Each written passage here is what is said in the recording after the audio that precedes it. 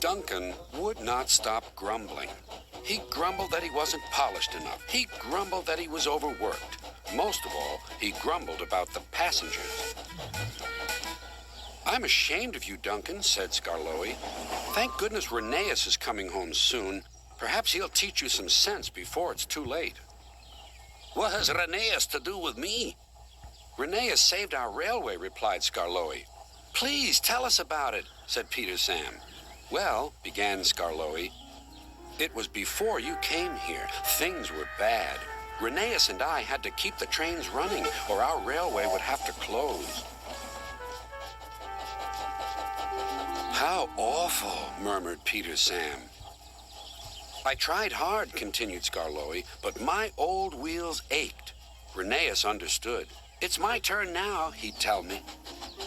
He was often short of steam, but he always struggled to a station and then rested there. "I mustn't stop between stations," he'd say. "The passengers wouldn't like it." Huffed Duncan. He had stopped on a viaduct and hadn't cared at all. "Passengers," continued Skarloey, "get cross if you stop at the wrong places. Rheneas stopped in the wrong place once, and this is what happened."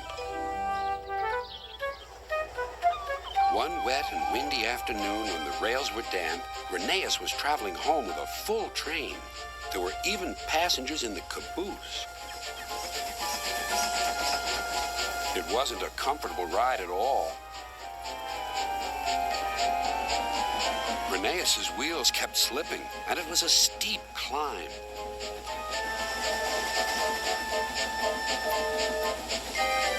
At last, his wheels gripped the rails again. "The worst is over," he thought. "Now we're away."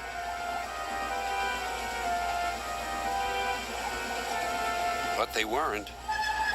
"I've got a cramp," he groaned. And Rheneas stopped on the loneliest part of the line. His driver examined him carefully. "Your valve gear has jammed. We need to reach the next station. Do you think you can still get us there?" "I'll try," replied Rheneas.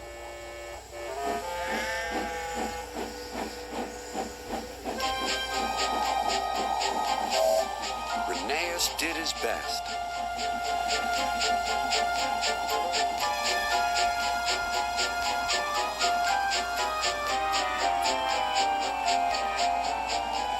"If I fail," he thought to himself, "the passengers will be cross and the railway will close." Everything blurred. He was really too tired to make another turn of his wheels, but he did. And another, and another, and another.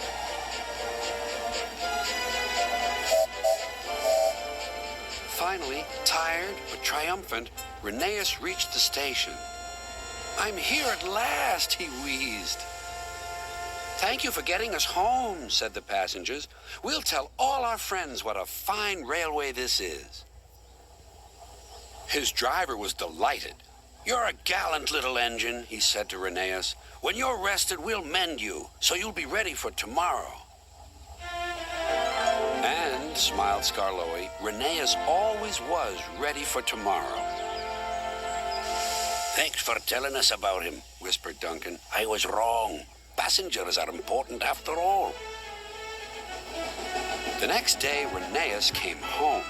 All the engines were there to greet him. Edward pushed his truck to the siding, where he was lifted onto his rails. This was the signal for a chorus of whistles from engines large and small. Everyone was happy, and Rheneas was the happiest of all. "You know," he whispered to Skarloey, "this helps a little engine to feel that at last he has really come home."